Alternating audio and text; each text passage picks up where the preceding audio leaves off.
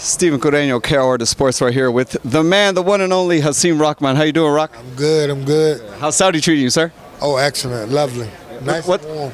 Right. Yeah. What's the best thing you've eaten here? I mean, shrimp. Shrimp? Yeah, some prawn. Oh, okay. I had chicken yesterday. I don't know. They have perfected chicken here. They have perfected grilled chicken here. Try it for sure. Okay. Training the man, Michael, the bounty hunter.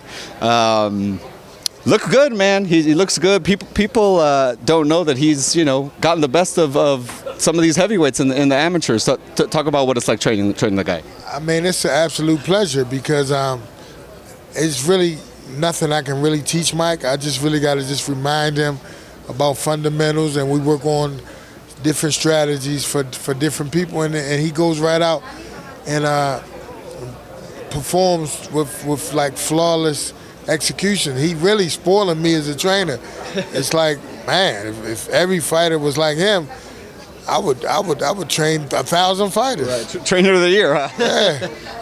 Well, talk about, you guys were in camp with Andy Ruiz, sparring with Andy Ruiz. I know you can't give much away on that, but how did those sparring sessions go?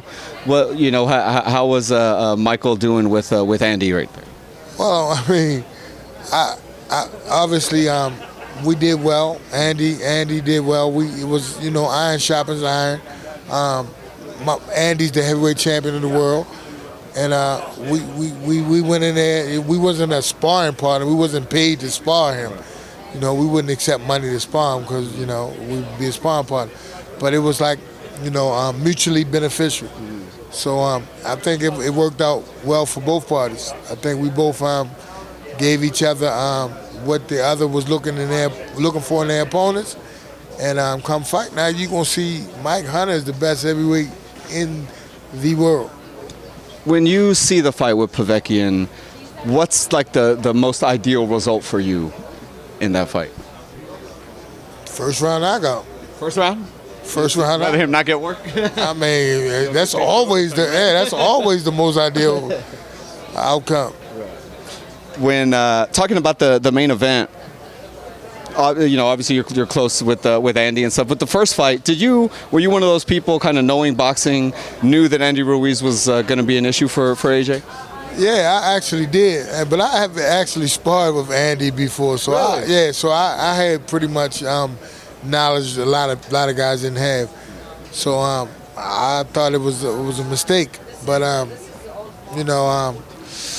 people, it's easy to quarterback the game on Monday, but I'm saying I knew Andy was strong, Andy was resilient, and Andy wasn't going to be like one of them pick'em guys. Like, okay, I think y'all got, his looks are so deceiving. People look at him and give him no shot. But I do know Andy. I've been in the ring with him, so I had a little knowledge nobody else didn't have. When you first saw Andy kind of come to the gym for your sparring, did you already know who he was, or were you kind of one of those like, is this guy really going to give me work? No, I already knew who he was. He sparred a couple of guys I knew, so I already knew that what he brought to the table. So it wasn't a surprise. Well, when in your career was that? How old was Andy when your career? Andy was like probably had about 10, 12 fights, something like that. But he was strong. We talked to Holyfield a couple weeks ago, and he was talking about how he sparred a 19-year-old Andy, and he was like, that's when he realized he should retire, he said. Yeah. He was like, this 19-year-old kid's beating me up. I gotta go. After Holyfield. Oh, you did? Yeah. Oh, okay. So he got that experience there, too. Yeah. Wilder, Ortiz last week. What'd you think about the fight? How'd you think Wilder did? I mean, I would give Wilder probably a C. I mean, the knockout was A+. Yeah. But, the overall performance was a C, because if you going into the fights relying on just knocking everybody out and you don't mind giving away round after round after round, it's going to be a time you're not going to land that big shot, and you're going to lose a fight that you probably could have won. But if you don't mind, you think your equalizer is that equal, you're just going to keep just catching up every time, then, it'll catch you. It'll catch up with you. Do you feel it'll catch up with him in the Fury rematch? It's possible. It depends on, how much he took out of Fury. because I mean I believe everybody Wilder fights, he takes something from it. So.